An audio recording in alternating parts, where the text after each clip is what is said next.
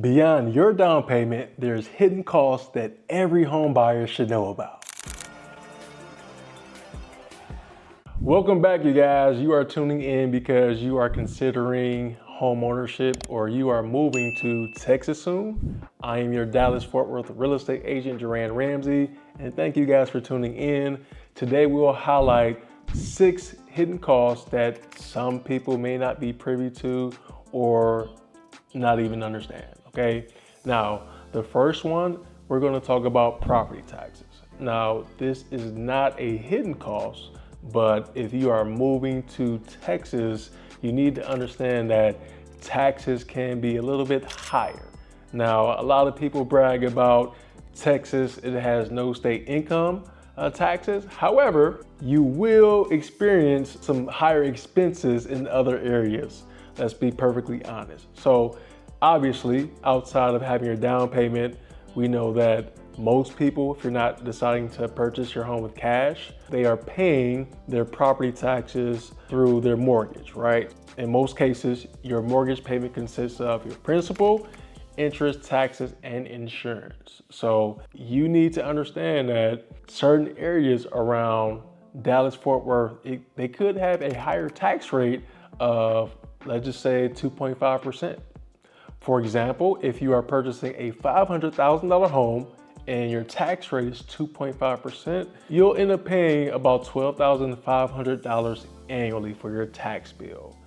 In Texas, we're ranked probably number 6 in the nation in regards to having the highest tax rate. Now, there are certain elements that are baked into your tax rate, which would make it a little higher, right? So if you live on the outskirts of Dallas-Fort Worth, we have something that is called a mud and pid tax. And those are additional tax assessments to help developers build the infrastructure for utilities and sewer systems. So they reinforce those costs onto homeowners depending on the area that you live in. Now, with that being said, it's not to say that Dallas-Fort Worth doesn't have some affordable counties with cheaper tax rate, but you need to understand that if you are considering buying a home in Dallas-Fort Worth, your taxes can be a little bit higher compared to the city that you relocated from, or if you're deciding to jump into home ownership and you're here locally, your tax bill can be just on the higher side. Now, I bring up property taxes because I don't want to frighten you, just enlighten you. And it's good that here in Texas, we have what's called the Homestead Tax Exemption, and it gives all Texans a tax break when it comes to their property taxes. So some people may not know about this. Some people forget to file for this, but every Texan on their primary residence, they qualify for this tax break, and it's going to help reduce your tax burden. Next on our list, let's quickly discuss homeowner association fees. Now, outside of having a mortgage payment, you do have HOA dues if you decide to live in a community where there's an HOA. Now, on the outskirts of Dallas-Fort Worth, majority of communities have homeowner association fees. Now, the average that I've seen on an annual basis, on the low end, maybe $600, and on the high end, $1,200, which is not bad. So if your community has an HOA and it's $600 annually, that's $50 per month. I mean, you can't beat that, right? There's probably somebody's Starbucks bill, but you know, you get it. So I'll just quickly talk about my experience with an HOA. I've lived in several homes here in Dallas-Fort Worth. Majority have been in a community where there's an HOA, and we've had a great experience. I've never had the homeowner association down my throat. Some of my neighbors, they've had a great experience. So in my opinion, you can't beat it. If you are a person that loves structure, if you are a person who wants to just have some type of enforcement where you don't have to be at the forefront of it, it's great. Because if my neighbor, if they are not cutting their grass, or somebody down the street decides to park a huge 18-wheeler down the street, to be honest, I don't want to see that. Secondly, I don't want to have those tough conversations with the neighbor who is not following the rules, okay? So it just brings structure to the community, and it prevents people from, let's say if they want to just get a little awkward and paint their house a pink Pepto-Bismol color, right? That's just, I mean, that's just silly to me, right? So an HOA community also helps protect the values, right? Because there's just nothing, I've seen, or just nothing out of the ordinary that is happening that could really affect the value and the just the communal feel that it has. And if you guys are considering starting your home buying experience, one of the questions we ask our clients is, hey, are you leaning more towards single family homes or condo or townhomes? Now, based on what I know, some of the townhome and condo association fees, they are a bit higher than going the single family route. So if you have a monthly budget and you decide to pursue a condo or an HOA, sometimes those fees can be $100 per month or $300 per quarter, but they can be a little bit pricier, right? And you might be asking, if I decide to live in an HOA community, what's all included? Well, some HOA communities, they include just covering the common grounds and the maintenance, so the landscaping in common areas. And others may have a little bit more of an elevated service where you get a splash pad, you have walking and biking trails, you have other amenities such as a swimming pool. You may have an amenity center where you can plan events, or they have a lounge on the inside or a conference room and some computers. So in my opinion, it's totally worth it. And if you are relocating from Texas or planning to purchase your home, just be on the lookout for this expense that you'll have to account for. And I know what you're thinking. You could be saying like, hey, I don't want to be a part of an HOA, or I'm not going to pay it. Well, they can't foreclose on your home or attach a lien on your property if you decide to not pay it. Another cost that we don't talk about when it comes to home ownership is sometimes you get some extreme utility bills. Now, I'll talk about a quick shortcut that can help you save on that, but let's just talk about the basics. Sometimes in the winter, you can experience some higher utility bills. Lately, over the years, the weather in Dallas, Fort Worth has been highly unpredictable, but we're still surviving. However, if you're a person that likes to keep the cool air on 72, I'm like a 72 degree type person. My wife, she's more like a 74 degree type person, or even 76. I'll let you guys, if you guys are watching this, I'll let you guys battle that out with your spouse.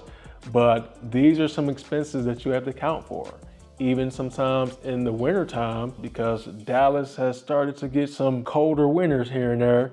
Is it global warming? Who knows what's causing this crazy ruckus when it comes to weather in Dallas, Fort Worth? Who knows what's going on? But these are some costs that you need to budget for, right?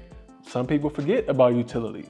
Your utility bill can range on the low end from $120 if you have like a family of four, all the way to maybe $300 or $400 a month. These things add up, but you have to account for these things if you're deciding to go the home ownership route. Now, the shortcut I'll talk about is simply securing an energy efficient home.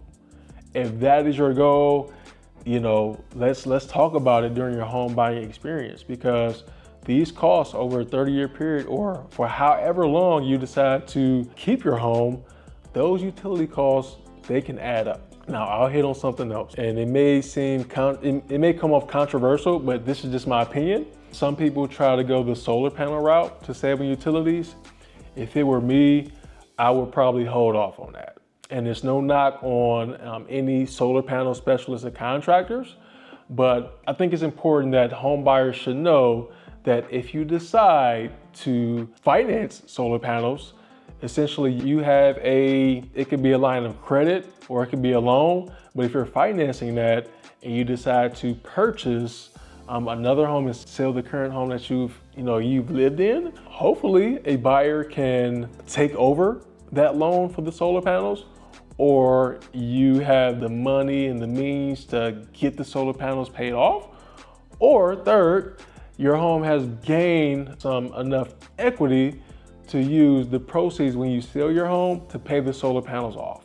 So just be careful if you decide to finance solar panels, that if you decide to sell your home in the near future, let's say a couple years, hopefully you have a game plan to have those solar panels taken care of. So just be cautious when it comes to deciding to go the solar panel route. I think it's great, but it's important that people should know some potential drawbacks, because let's be honest, I don't think the forever home exists.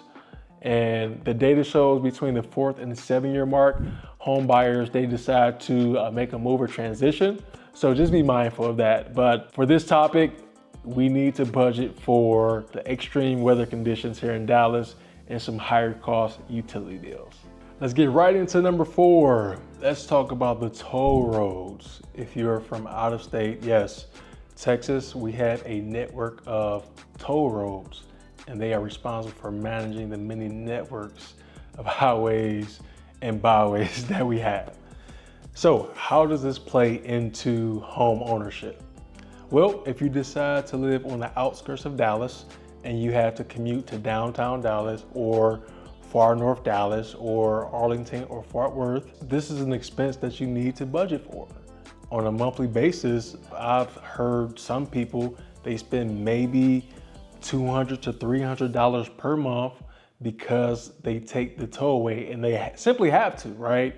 Traffic, at times your traffic commute can be minimum 30 minutes to an hour, and most people just take the tollway in order to reduce that commute time. So I bring this up because this is a byproduct of home ownership, and the traffic in Dallas Fort Worth, there's no way around it. So the good thing is that the North Texas Tollway Authority, we have these toll tags, and you can place it on the windshield of your car, and you can be automatically charged, and you can elect to pay $40. Really, your card is loaded up with $40, and as you take the tollway, you have these sensors that can scan your license plate, and they just, charge you automatically.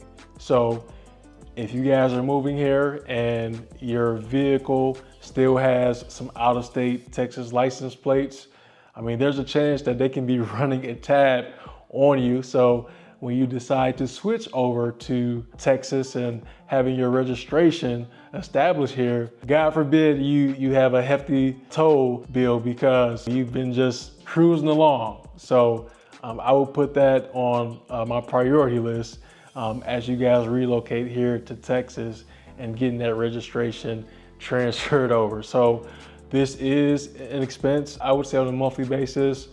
I probably don't take the toll roads that often, but just about 40 or 50 bucks is spent per month as a result of driving to inside of Dallas.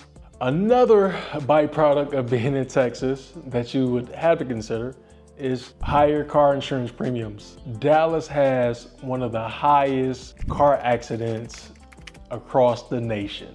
I hate to say it, there are some lousy drivers out there. And this impacts auto insurance premiums like no other. So if you guys are relocating here, expect to pay more than the national average for car insurance premiums. Last but not least, if you are enjoying Dallas, right? You have relocated here, you think DFW is the total package. Well, I have another expense that's a byproduct of, living here or buying your home. Dining and entertainment, okay? From the lifestyle here in Dallas to the business savvy, connections, just everything, right? Dallas is the total package. Let's be honest. The food is amazing here, in my opinion, and expect your dining and entertainment bill to maybe just go up, because you may have seen some of the food bloggers on social media. They go to these new restaurants and they give you food reviews. Trust me, it is going to motivate you to go and enjoy the food that Dallas has to offer. The city has an impressive restaurant scene. Some of my favorite restaurants. I love Gloria's Latin Cuisine it is one of the best. They have this quesadilla smoked brisket situation, and they have the brisket tacos, and it's, you know, it's one of my go-tos, right? But there's a number of fancy restaurants you can decide to frequent. Socializing in very popular areas such as, you know, Deep Ellum, Uptown, you go far north Dallas to Frisco, or even Arlington. If you want to go to Texas Live, that is pretty impressive.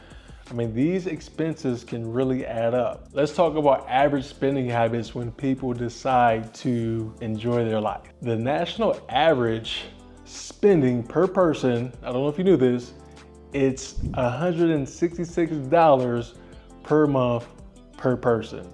That can add up like never before. So we know the cost of living, it's a hot topic, but just know that you know, just dining and entertainment, that is super big here in Dallas, Fort Worth, and you could fall victim to it. So, but not everyone gets to enjoy it, you know, or that's their priority every week, but just know that's an expense that you would have to account for if you're moving to Dallas, Fort Worth.